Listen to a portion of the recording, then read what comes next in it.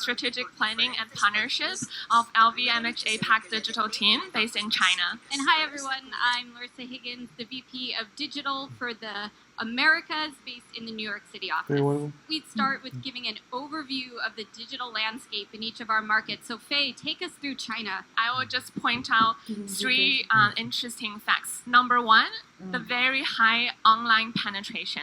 It's 33% online for retail in general, and can be as high as 65% for beauty. Number two, the tech giants play a big role in China. As you can see on this chart, maybe one company logo appears 10 times. Why is that? Everyone is trying to do everything along all the touch points on the consumer journey, from seeding to search to product browsing to e-commerce and then to clienteling. Number three, the increasingly important role of WeChat, not only from a client perspective when they're searching, buying, and sharing on WeChat, but also from a company perspective, because this is where clienteling happens and CRM happens. So this is the China landscape. Larissa, tell us more about the US landscape and what do you think is the most unique? The US market is very fragmented when it comes to the digital landscape, and this is largely due to our payment infrastructure in the US. The key characteristic I'll point out is that content-driven platforms really drive the path to purchase for clients. The other key channel that influences the client journey is search. And so when we're talking about search in the US, we're talking about Google. Compared to China, actually, our retail penetration rate is quite low. I heard 33%. In 2022 in the US, we finished the year with 15%. So 15% of all retail sales in the US were online. What that means is we're actually still really growing. We have double-digit growth rates over the next couple of years, even though we're a mature market. And by 2026, we are forecasted to have 20% retail penetration. So when we think about the major challenges that we are facing both in China and the US, we would love to start with regulation. Why is that? So I'm wondering, in the US, has there been any major update on the regulation around data? Yes, there has. So it all started with the California Consumer Privacy Act. First, it changed the definition of customer data from just credit card and social security numbers, which is our US identification. Now the definition is much broader and it includes all data collected with the product purchase. And the second change is that this is the first time we've had data legislation in the retail and tech sector. In the US, we're used to this. In the medical industry, we have something called HIPAA. And in the financial industry, if anyone has lived or worked in the US, you always get a lot of booklets with all your data privacy information. We've never had this for retail and technology. But I imagine the US isn't the only one, so tell us what is happening in China. So for data, there are two regulations that are super important for us. The first one is about PIPL, the Personal Information Protection Law, which lays out what information is available and what we can get access to.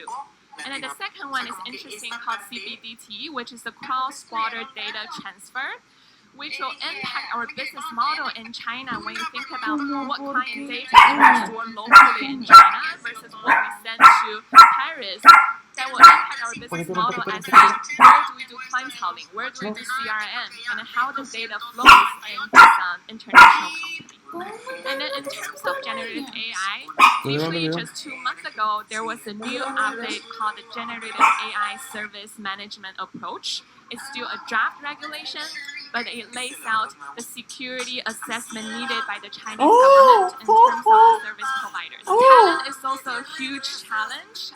So I will start with saying the digital native talent in retail, like the retail talent, has to update their knowledge and skills about data and digital. And then how do we enable personalized recommendation, personalized service with the data that we have, and then the retail advisors on the front line have to do that on all the WeChat, WeCom ecosystem. And on the other hand, even the digital and tech talent also need to up their mindset to be more user-centric. So Larissa, what about the talent challenge in the US? There is a lot of really qualified tech talent out in the market right now, and it presents a really great opportunity for industries that are still going through their digital transformation, like retail and luxury, to be really relevant to this challenge. So I'm curious, what are you seeing in China, especially when it comes to the operating model? Is it becoming more agile? Everything needs to be agile in China because so many things are changing all at the same time. Even for the tech giants that we talked about, they're also updating their own strategy. The platform is moving towards a place where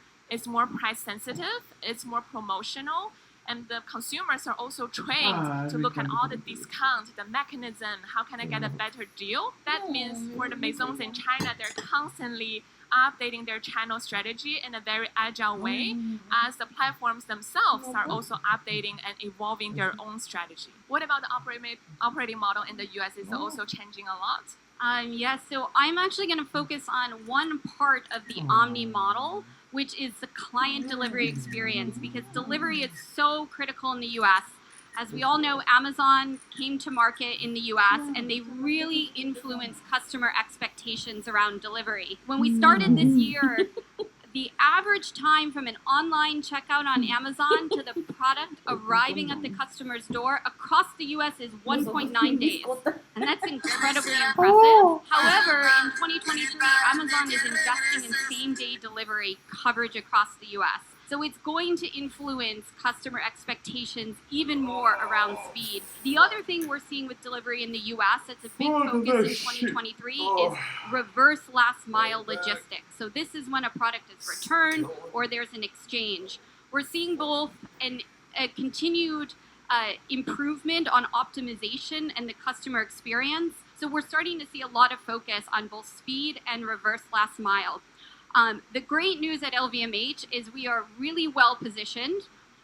We have a preferred partner, a startup that was actually the winner of the LVMH Innovation Award last year in 2022 called Toshi, and I believe they're here at the event this year. They also offer same-day delivery, and they bring retail services and other things in the home. So we are really well positioned, and it's thanks to startups and innovations at events like this that we are able to tackle this challenge in the market. And if you want to learn about how you can grow your business in one of our markets or learn more about digital, please don't hesitate to reach out.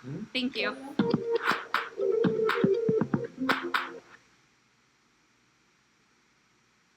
¿Tú ya has hecho el arroz, amor? ¿Ya has hecho el arroz?